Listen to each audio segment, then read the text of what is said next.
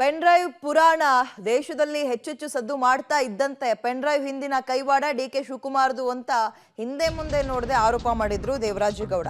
ಇದೀಗ ವಕೀಲ ದೇವರಾಜೇಗೌಡರನ್ನ ವಶಕ್ಕೆ ಪಡೆದಿದ್ದಾರೆ.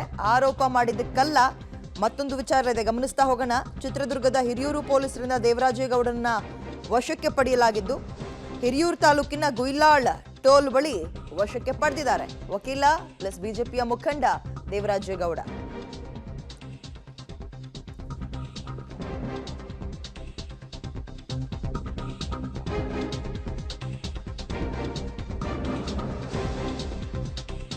ಸಂಸದ ಪ್ರಜ್ವಲ್ ರೇವಣ್ಣ ಪೆನ್ ಡ್ರೈವ್ ಪುರಾಣ, ಪೆನ್ ಡ್ರೈವ್ ಹಿಂದೆ ಡಿಕೆಶಿ ಅಂತ ಹೇಳಿದ್ರು ವಕೀಲ ದೇವರಾಜೇಗೌಡ. ಈಗ ಅವರನ್ನ ವಶಕ್ಕೆ ಪಡೆಯಲಾಗಿದೆ.